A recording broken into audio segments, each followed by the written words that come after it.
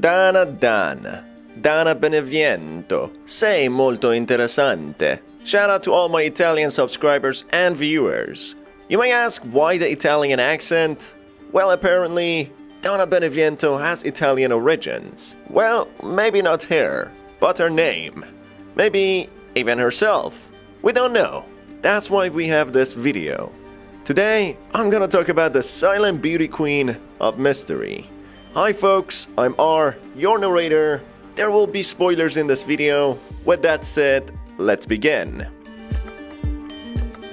I have already spoken about Donna Beneviento in a previous video where I explained all the lords, which you can watch by hitting the card above. In this segment, I will briefly recap some information from that video for new viewers. If you have already watched that video, you can skip ahead to the time indicated for more informations and different segments. However, you can still stick around to get a recap with some additional information. Donna Beneviento is a female lord who can be seen dressed in a black mourning garb from head to toe, which is presumably from the death of her parents. She is accompanied with a talking doll called Angie, which she has been gifted to by her father before he died. That's why Angie is very precious to Donna. Donna was presumably kidnapped or used by Mother Miranda from a young age after her parents' death to perform experiments on with the Megamycete. Miranda infects Donna to assess the suitability of her to be a vessel for Ava, which turns out to be another failure. Miranda gives a Cadeau parasite to Donna, just like the other lords, to use it in order to infect more people, in order for Miranda to find her vessel faster. Instead, Donna uses her Cadeau to spread it among her dolls, to give them life and control them from a far distance. This also allowed Donna to give life to her one and true companion, her doll Angie, the last gift she was given to by her father. Donna, as a child, isolated herself due to a scar she had on her face, which made her feel lonely and insecure. Her parents were presumably very kind and understanding towards her, who supported her. That's why Donna didn't take it easy on herself after her parents' death, when she truly became lonely and spent majority of her time with her doll Angie, and dressed up in a mourning garb. Don't leave. I can't let you. Donna lets Angie to usually talk on her behalf and communicate with others, as I assume she is still lonely and insecure, as she covers her face as well. The infection caused her to have a small mutation on her right eye, unlike the other lords to transform into large monsters. She was given the ability to interact with Megamycete, or in other words, infected plants, to cause hallucination to people who inhale their pollens. Donna was also the only silent lord during the meeting with Mother Miranda, and didn't seem to be out for blood and death, and kept to herself.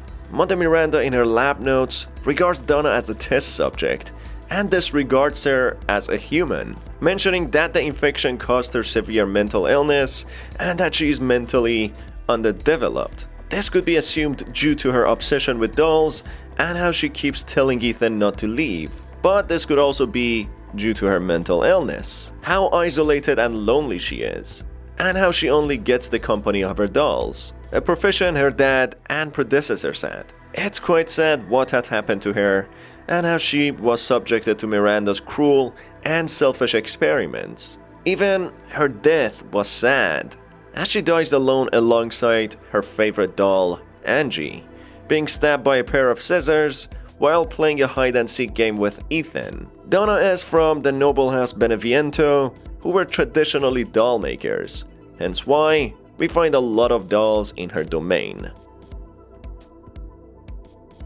Donna is a quiet person who keeps to herself. She presumably suffers from mental illness and is mentally underdeveloped, as she acts like a child. Can I say that? I guess so. She's obsessed with dolls, tries to play with Ethan at the end, kind of like a hide and seek.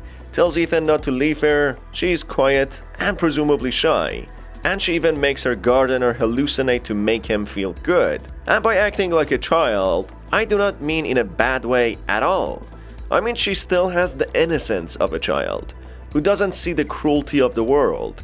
This is presumably due to self-isolating herself from the outside world, having mental illness and insecurity, which didn't allow her to mentally fully develop. Despite that, she seems to be kind and sympathetic, or even empathetic. Unlike the other lords, she didn't use her Kado to experiment on people. She used it to make her dolls come alive, her best and only friend Angie come alive too. She doesn't also seem to be a character to kill. She probably hasn't even killed one person. But I still could be wrong. One thing that is sure is that she is not as bloodthirsty as the other lords or indifferent to their suffering. In a note we find from a gardener that worked for Donna, he mentions that he planted some yellow flowers in front of Claudia's grave. A grave Ethan comes across to which is dressed with many dolls, which we read to have lived from 1987 to 1996. Shout out to the people who mentioned that in the comment section on my previous video. You guys are awesome. Thank you for passing that info. Nice. When the gardener plants these flowers, he suddenly becomes lightheaded and sees his deceased wife. He tells Donna about this, which makes her happy. She tells the gardener to come to her house tomorrow again, where he will be able to see his family one more time. Therefore, Donna empathized with this gardener and wanted him to see his beloved ones once more. Something that Donna probably wished. She would love to see her deceased parents and family members. She was happy to make this gardener feel the joy of seeing his family once more. Therefore, that's why Donna is probably my favorite character in Resident Evil 8. She is kind and empathetic. Despite having such a cruel life, losing her parents, being insecure and alone, being subjected to Miranda's savage experiments, and most of all, being seen as an antagonist and a bad person, being called by Miranda as mentally underdeveloped, and more. She even dies in solitude with her doll, the gift that her father gave to her. Donna, all I can say is that you deserved better, and you will stay in our hearts as one of the best characters. As we near Beneviento's house, we stumble upon a beautifully dressed and well-lit grave, having the name of Claudia Beneviento, whom died in 1996, at the age of 9. There's not much that we know about Claudia, other than the grave and some mentions of her name, but nothing else. We can theorize on some aspects of the game of whom Claudia might be, so take this with a great chunk of salt, as it's gonna be all a speculation and theories. You can also comment below your theories about whom Claudia might be. I love to go over all of them. We know that Donna takes good care of the grave and tends to it. She dresses it with dolls and plants flowers around it. There are some other grave slabs around it, with some other imprinted indistinguishable texts. We don't know if Donna had a sibling or not, which could be a likely theory, as the year Claudia was born corresponds to how old Donna roughly is as well. She looks to be in her early 30s or late 20s. Unlike Lady D, she ages normally and doesn't have eternal life. Therefore, we can assume that Claudia might have been Donna's sister, who also died alongside her parents, which further isolated Donna and made her feel the gravity of her loss. You might ask why she has a Victorian-era type of garb though, if she was born in the 80s? Well, this could be simply answered as Miranda banned any sort of connection to the outside world after she became infected with the Megamycete. Therefore, the people in the village sustained the technology and trends of that era, early 1900s, and didn't advance much with years. Donna Beneviento is a very Italian name. Donna directly translates to lady in Italian, and Beneviento combines bene, which means good, and viento, which means wind in Spanish. So what is an Italian house doing in Romania? Well, historically, many Italians emigrated to Romania and Transylvania during 19th and 20th century. Many of them worked in granite quarries, some became farmers, and some worked in road building. It's quite possible that Donna's family might have emigrated to Romania to develop their doll-making business. Hence why their house is really well known, and it's part of the village. Yet again, she might be Romanian. Hopefully some DLCs will shed more light on the Lord's backgrounds.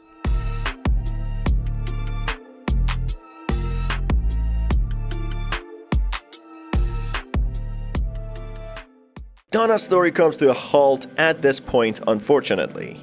I would have loved to make the video longer and talked about her more, but maybe we can do that in more subsequent videos. I hope you folks enjoyed this video. If you did, hit that BRBB and the notification bell. It's been your host R. Till the next video, have a fantastic day.